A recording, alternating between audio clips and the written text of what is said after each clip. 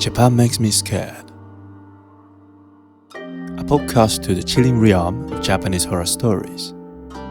My name is Junpei, and I will invite you to the mysterious world of Kaidan, exploring spine-tingling experiences that have haunted Japan.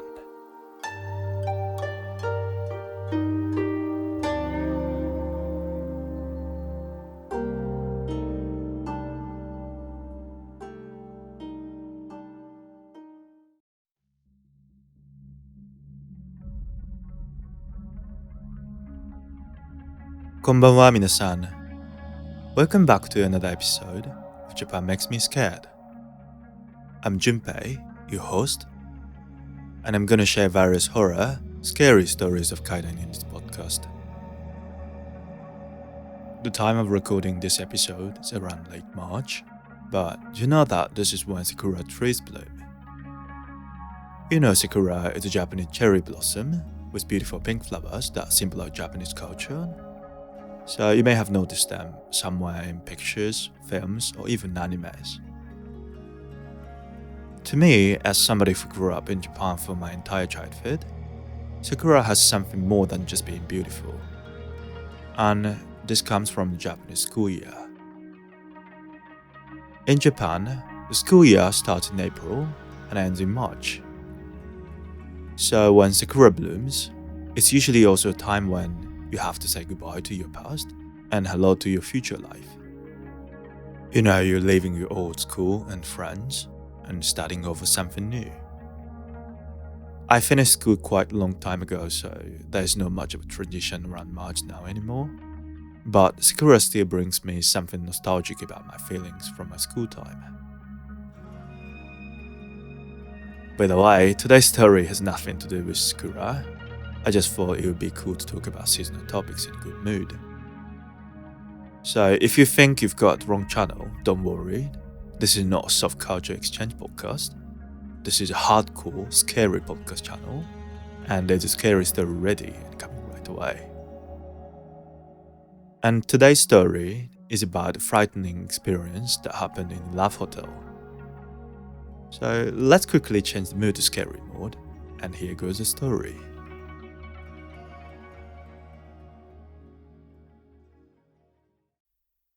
Episode 14, Red in the Love Hotel.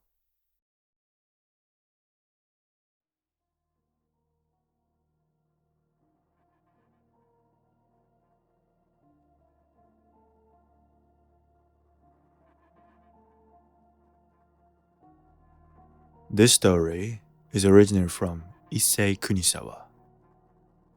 He's a comedian, but is now also famous as a Kaidan storyteller. He heard this story from one of his friends who went to a love hotel one day. From here, I will describe I as Issei for convenience.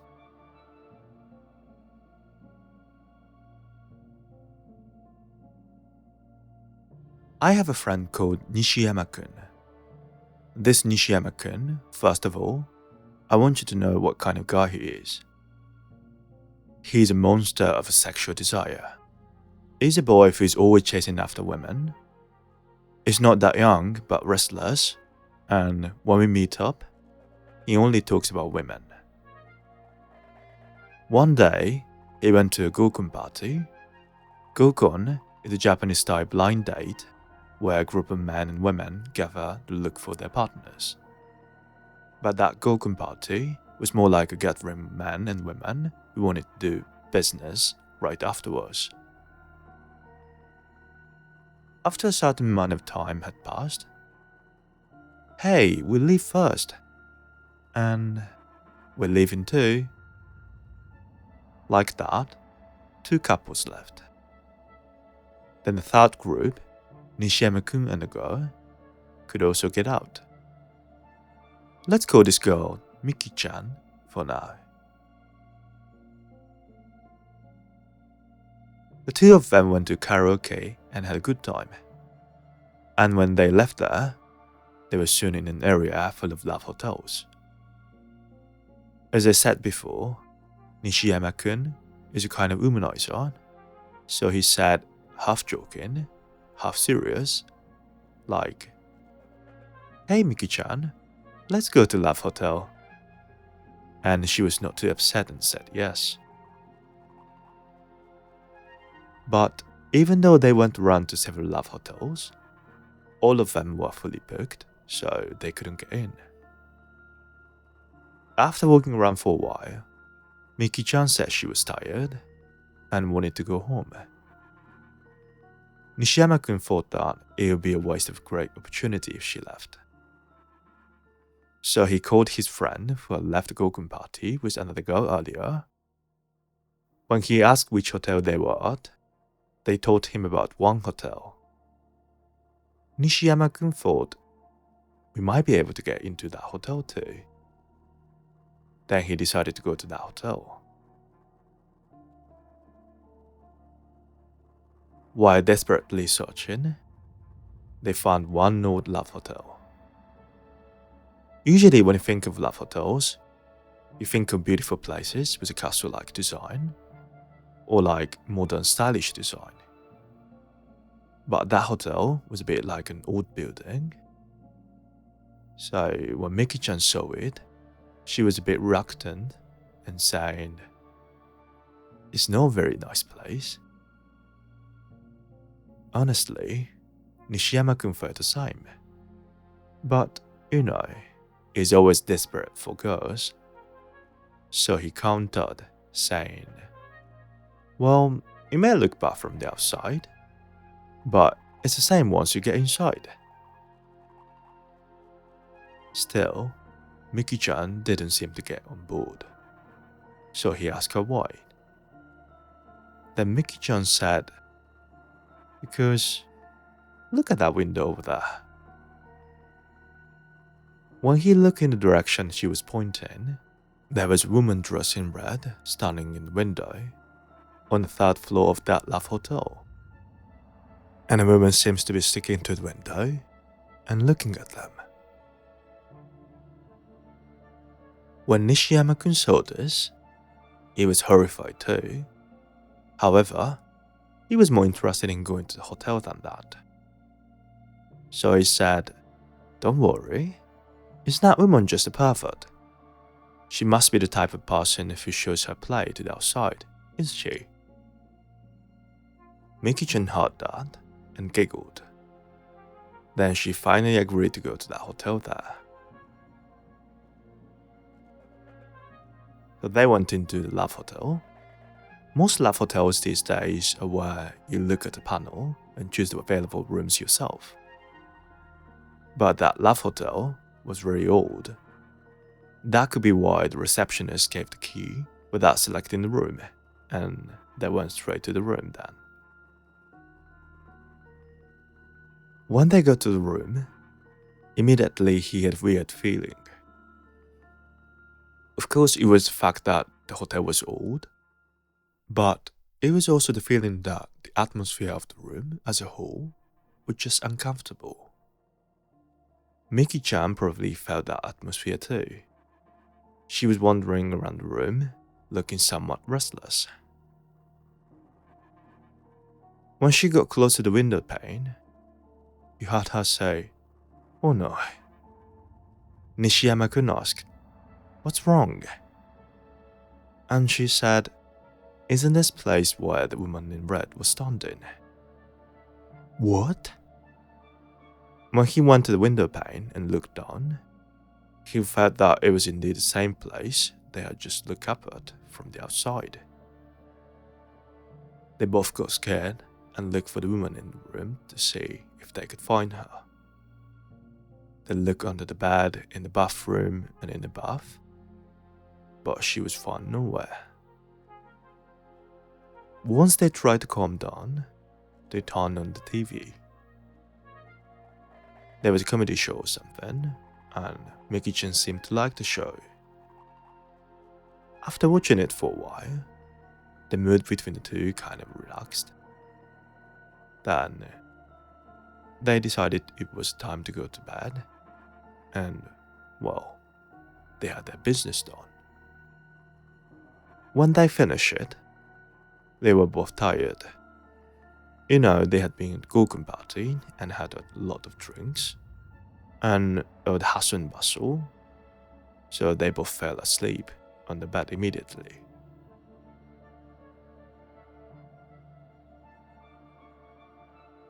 After a while,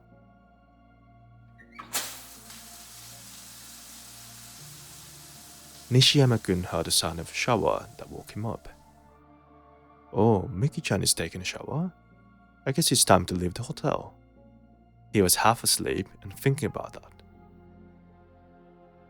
Then suddenly, somebody hugged him tightly from behind. What? Is Miki-chan on the bed? Then, who's in the shower right now? Just as he thought that, the shower stopped, and there was a sound of a bathroom door opening with a clang. Nishiyama-kun suddenly felt fear and thought, oh no, what's happening? But he was too scared to move. Oh no, what do I do? What? As he was thinking,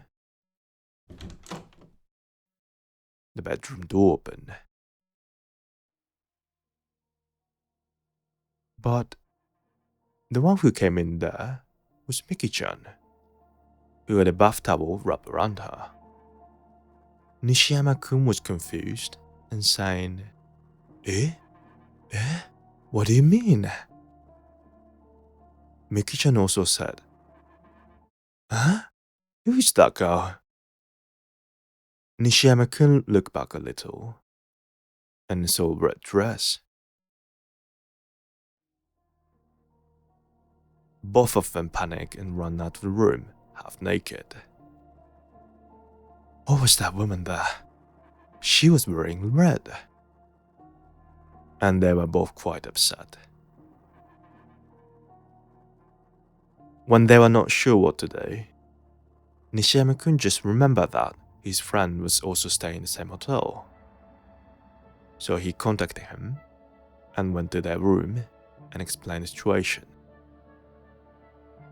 The story was out of nowhere to them. A woman in red suddenly appeared in the room. He wouldn't take such talk seriously. But both Nishiyama-kun and Miki-chan were frightened, and also they were almost naked, so his friend seemed to believe the story.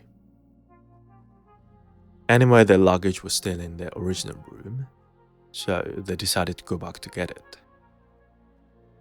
Nishiyama-kun and his friend finally returned to the room, but nobody was there. No girl in red.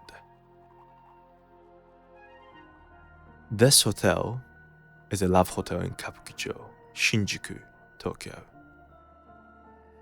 Kabukicho is one of the most famous entertainment areas in Japan, where there have always been various human dramas. While I've been talking about this story in many places, a certain powerful piece of information came to light. It seemed that in the 90s, there was an incident in which a prostitute was murdered, and the case remains unsolved. I'm not sure if the love hotel mentioned in the story was a crime scene, but I think that maybe the murdered woman is looking for her killer. And even now, I sometimes tell the story in public. People come and ask me, are you talking about the hotel in Kabukicho? So, is that woman in red still staying in that room of the hotel now?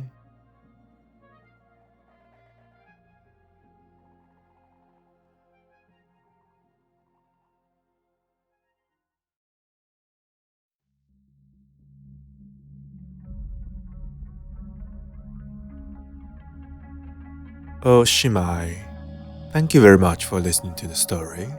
How did you find it? Can you imagine Nishiyama-kun's feeling when he realized that the person who hugged him was not Miki-chan? We can assume that the woman in red is not a living person. So, was it a hug from a ghost or spirit? I think I've heard a bunch of stories where people see things, but the experience of them actually coming into contact with you may be a bit rare story. Also, I know there are other kind of stories that happen in love hotels as well. You know, where male-female relationships are involved, negative feelings of love and hate build up, eventually returning as unhappiness or misfortune. That should be how it is.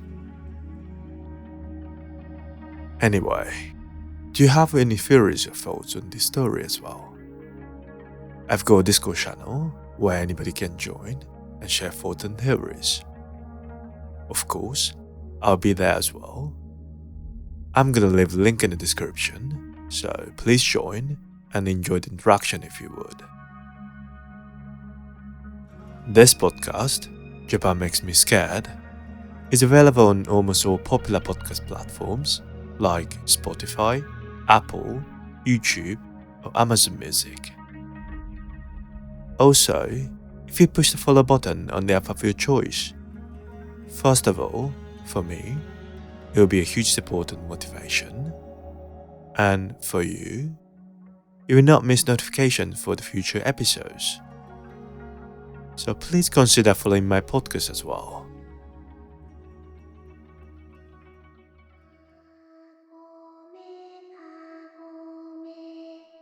Alright, we're getting close to the end, so let me say one thing.